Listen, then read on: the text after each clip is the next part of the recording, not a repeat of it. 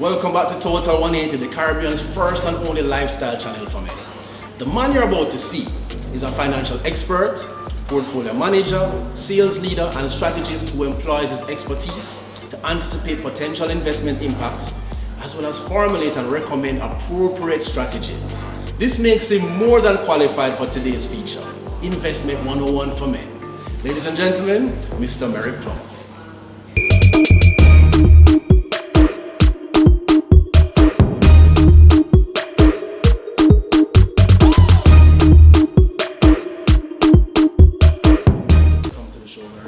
Thank you, Daniel. Happy to be here. Alright, so we're living in a time now where investment is a hot word.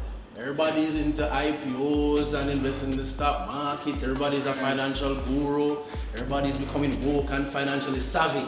Everybody wants to make money. And some of us are just nodding and smiling, but we don't know what the hell people are talking about. So we understand that investment is important, but sometimes it seems like a maze that is written in Greek. We don't know what this is about. So I want you to break down the stock market first and foremost. Some people hate the stock market, some people love it. Tell me your take on the stock market. I actually love the stock market. Love the stock market. What is the stock market really? Well, if you think of it from the very basic, Daniel, every company needs money to grow. And they're going to get that money through one of three ways. One is they're going to either use the money they're currently generating to expand and buy the things that they need to grow, or they're going to try and borrow that money, or they're going to try and sell a piece of themselves, which is what we call shares. Okay. And that's a basic commodity or element in the stock market. It's really good. So Merrick, is it true that stocks are the best performing financial instruments of all? Yes, Daniel, it is true. Stocks over time have proven to be the #1 performer in terms of overall returns among all asset classes. Whether you're looking at just putting your money in a savings account, buying bonds, investing in real estate, or buying stocks. Stocks outperform all of them over time. Well, yeah, but you have stock market crashes every few years. And that's the beauty about it. The truth is, there is a school of thought that actually loves a stock market crash. Because more often than not, they always end up going backward. Always? Always. Okay. So how do you mitigate against the potential losses that the stock market can give you? What's the strategy? One of the first strategies is to stay invested. Stay invested. Stay invested. So when it is that stock markets actually take a hit, as with everything else, life goes through cycles. Life is about cycles. So you are going to have moments when the stock market will do what we call dip.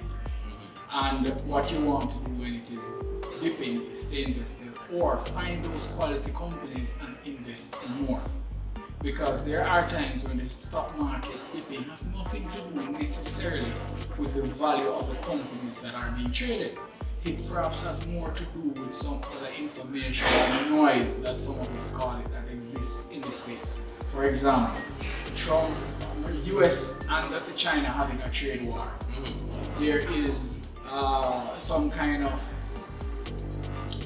terrorist activity in the Middle East or something like that.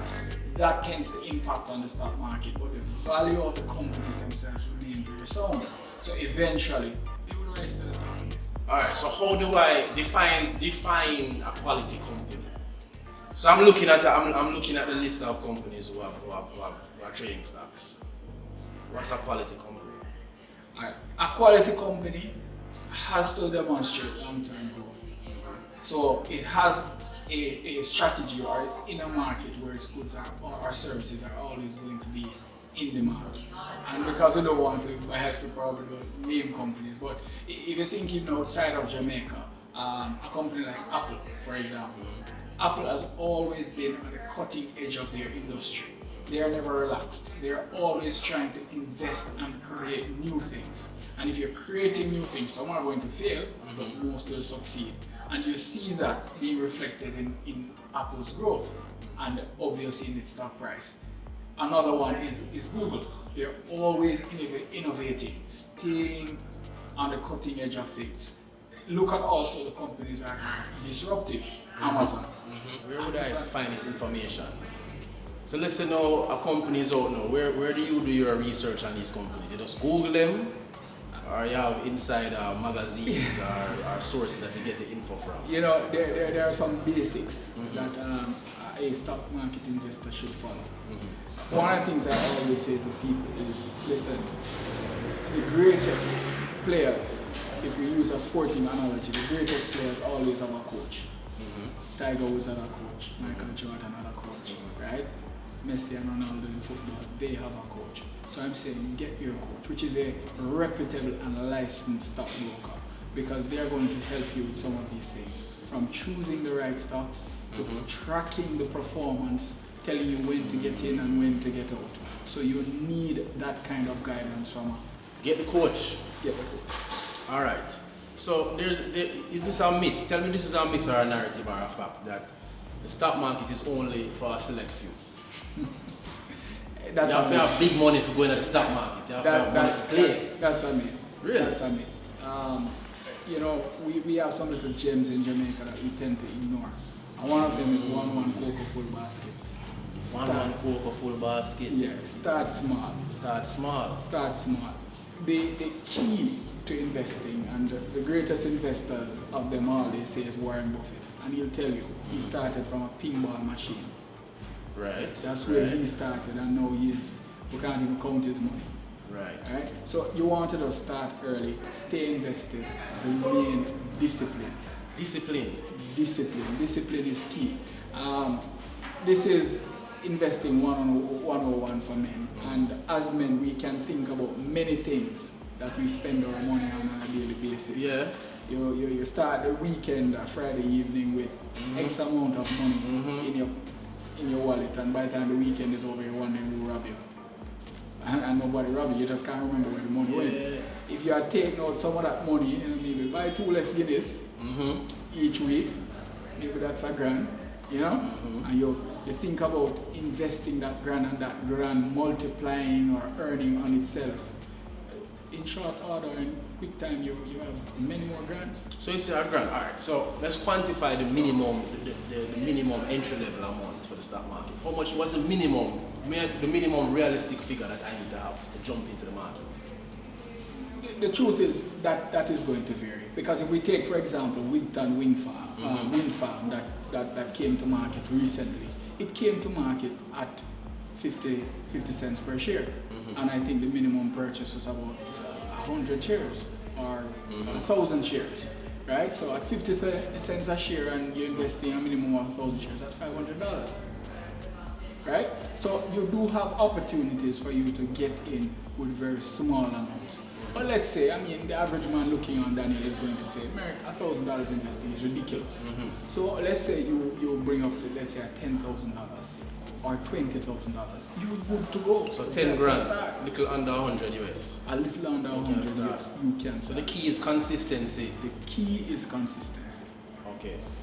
Don't think about getting that big lump sum to start. Think about doing it consistently over time. Alright, so backpedaling now. So you spoke about choosing quality companies. What about new companies now? IPO, that's the hot word. Everybody's like, I'm investing in the new IPO, IPO. How do I evaluate this new company now and make a decision to dive in and invest in their dream? Because really you're helping to help them realize their dream. You want to participate. And you want to vicariously realize your financial dreams. Daniel, the truth is, it's the same thing. Work with your coach. Work with a coach. There are professionals who went to university or through sheer experience have built up the knowledge required to do the assessment for you.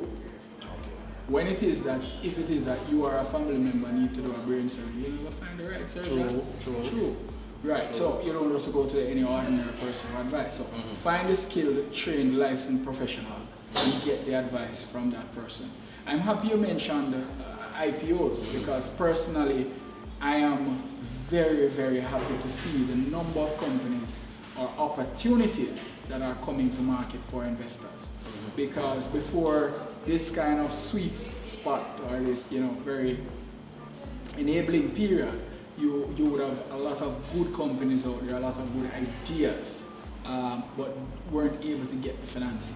Now, what you are seeing is a lot of those good ideas coming to market. When you take, for example, back in the early days of the stock market at Dolphin Cove, which was a very good tourist attraction, but few people would have been able to buy into that. That would have, taken you millions of US dollars to get a piece of that action. With the stock market or through an IPO and breaking that down now into individual shares worth $10, $20, $30, whatever is the amount, you can get a piece of that action. And it's the same for all the other companies that have listed on the stock market, the Syncos of this world, Access Financial, all of these companies that have come to the market and done extremely well, providing very good returns for investors. All right, so a healthy stock market, a plethora of IPOs. Is there a correlation to the financial outlook of the country? There is a correlation. There's a correlation. There's a big question that is being asked: why is Jamaica's stock market is doing so well? Why? As a matter of fact, it's doing so well. It's ranked number one among the 94 stock markets that Bloomberg tracks. Over the last 5 years, it has grown by 300%. Right? For 2018, it grew 29% in US dollar terms. Wow. For those of us who just know to calculate our money using the greenback, it grew 29% in US dollar terms, and that was remarkable. A couple of things have kind of converged to create this sweet spot, and one of them is the fact that Jamaica has done some things right in recent times from an economic point of view, just trying to set the country on the right economic path. One of the biggest issues we faced in Jamaica was the amount of money that our government needed to run the country. And part of running the country is paying debt. It's just that we were using about 70 cents of every dollar collected by the government to pay debt. Wow.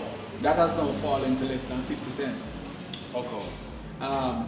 We have done a couple of restructuring of the debt, which has lowered the interest rate on the debt and extended the when the debt is due, or what we call the maturity profile. So that's created some room for the government to do some things. So less money is being required by the government. So therefore, with the government needing less money, there is more money available for investment in other assets, like stocks. That's one of the things that is driving it. Having put itself now on a favorable economic path, external investors are seeing that opportunity and are also jumping in. So you have billions of US dollars rolling in, and you see it around you. You see it happening in the construction as it relates to hotels, roads, apartment complexes. I mean, it's been a long time since we've seen so many cranes around City Kingston. Right. So all of that is happening. I mean, you have the Chinese going into everything from the ports to the bauxite plants that were previously shut and they have now reopened. So you have these billions flowing in. How do you feel about the Chinese in Jamaica? The truth is, I'm not opposed to any investor coming in Jamaica. I think what should happen is, everybody should be given a fair chance. So therefore, whatever is being extended to the Chinese or any other investor to invest in Jamaica, the playing field should be level. All investors should be treated in the same way. So no special, if there are special favors or conditions being applied, I just want that applied across. All right, so back to investment 101. So it's very important for an individual to have a financial portfolio, which means a mix of different financial instruments. So I want you to give me a breakdown like in a pie chart format, the ideal portfolio for a 20-year-old, a youth in his 20s, a man in his 30s, a man in his 40s, and a man in his 50s. All right. Daniel, I'm going to put it to you like this. Investing is a risk. In fact, if you're going to make money, you have to take on more risk. Right? And there's just a natural little formula that works. The higher the risk, the higher the return. The truth is though, not everybody's risk appetite is up there. So people's risk appetite vary. So for me, investing starts with knowing yourself. Okay. Pretty much knowing how much can I really tolerate to lose. I mean, people like you, Daniel, who very liquid. Probably your risk tolerance is $1 million, while mine may be 1,000. Speak it into being, Merrick. Speak it into being. But that's essentially the point. You have to just understand what your risk level is. The other thing is that what are your goals and your objectives? Okay. There is a person who wants to invest. They came into some money, for example, and they want to preserve that money. The argument said they went to the casino and they won $5 million and they just want to preserve that. That person is into capital preservation. They don't want the high return, right? But then there's probably another guy just out of university, sets himself a goal of getting his house in 10 years. He's a little more aggressive than the guy who's just trying to preserve his capital. Let us just hypothetically assume that each generation is less risk averse than the one before. So 20 will be has the highest. 20 has the highest ability at the risk down the scale. So just give me a general. All right, we can do that. Yeah. We can do that. No, pretty much there are two kind of asset classes that we can break it down. You have asset classes that you look to appreciation in value, right? Like stocks, bonds, stocks, real estate, for example. Then you have other assets where you look at interest income. All right, so Merrick, you cleared up stocks. Let's talk about some of the other instruments like bonds. What are bonds? Daniel, bonds, it's another type of investment instrument, but this time it is where somebody is borrowing a sum of money from you and promising to repay you that sum of money at a specific time in the future. At a guaranteed rate of return? At a rate of return, right? And that rate of return is called interest. Now this interest will be paid to you over the life of the bond. So let's say it's a 5-year bond at 10%, and you'd have loaned the person $1 million. A simplicity, it means that the person is going to be giving you 100,000, 10% of the million, every year until it matures. So the bond generates a consistent return or a known rate of return, right? As opposed to stocks, where you are really just relying on its appreciation in value, which may be 10% in 1 year, but 20% in another year. So the range of possibility for advancement is higher with the stock. But that's what history has shown. But there's a risk element. There's a risk element. Okay, so and what you find is that bonds have that limit, have longer term bonds here, but they have a defined period. Stocks, as you know, is until you want to get out. So if you have a lower appetite for risk, bonds are better for you? Yes, that is the conventional wisdom. Alright, so let's break down a hypothetical portfolio now for the 20s, the 30s, the 40s, the 50s, assuming that the level of appetite decreases.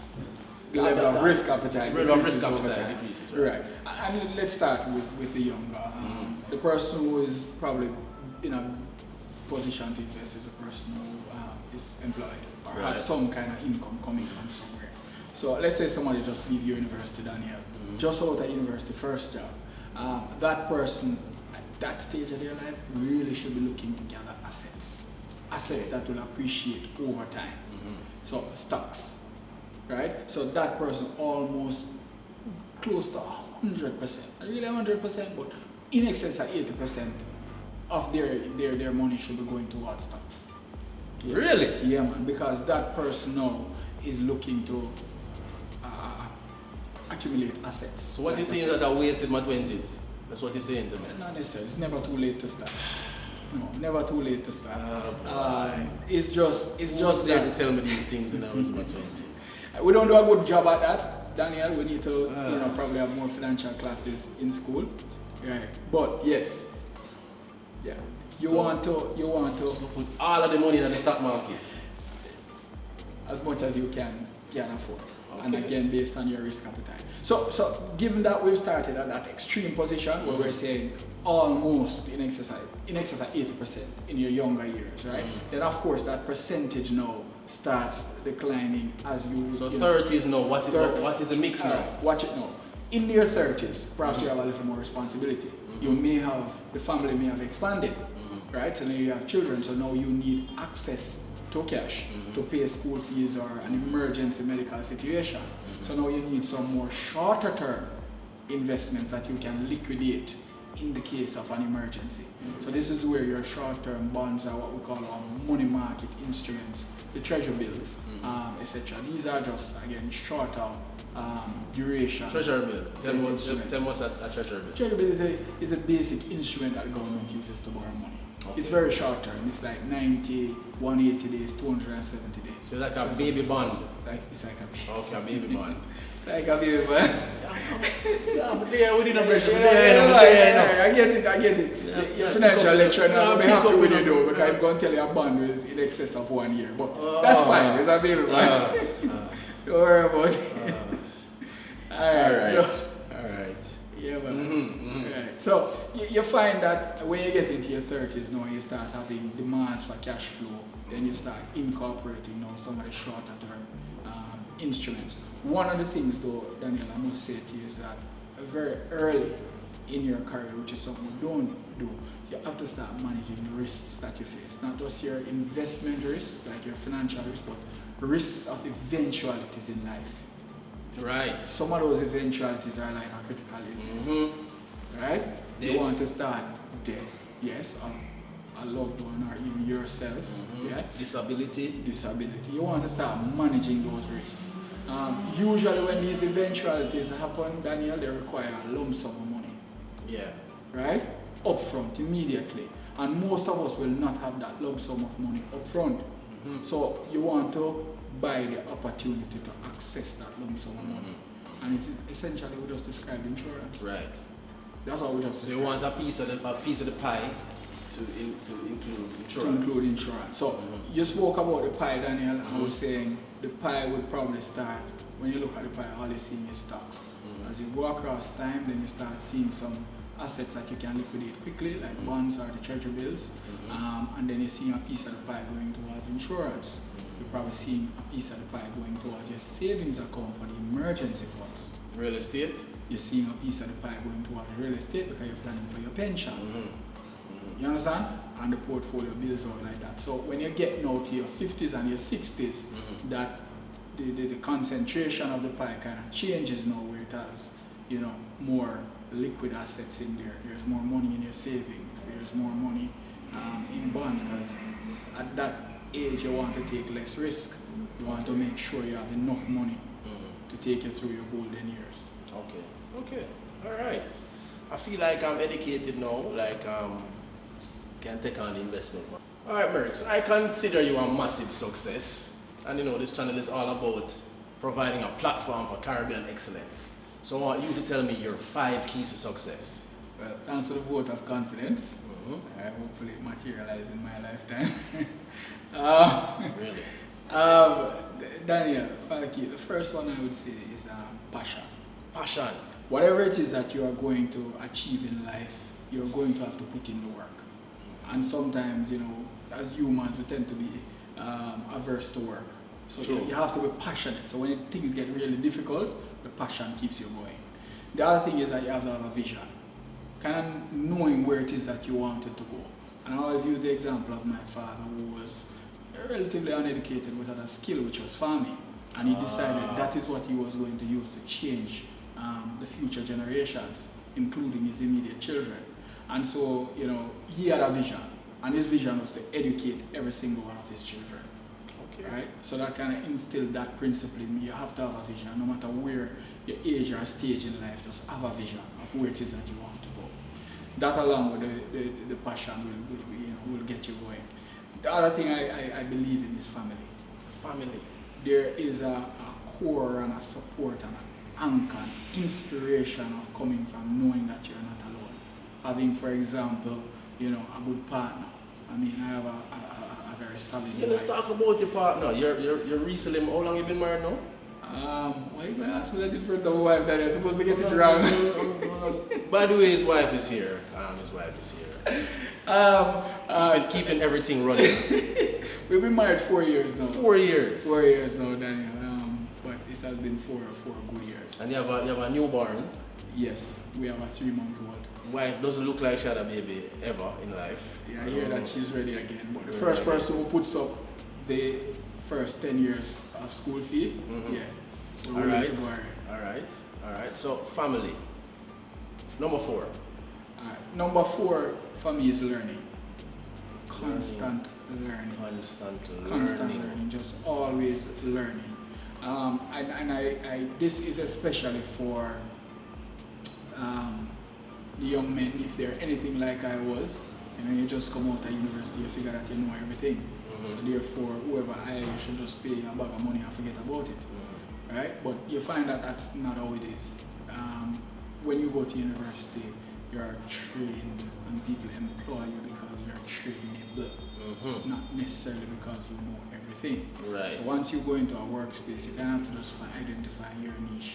And even if you're given a job to do, let's say you're given accounting to do, for example, there's nothing wrong with you going to try and learn some IT, because eventually you may find a way to merge the accounting and the IT and give yourself an extra advantage, an extra edge. So keep learning. expanding your skill set and knowledge Expanding base. your skill set. And the fifth and final one. The fifth and final one is really giving.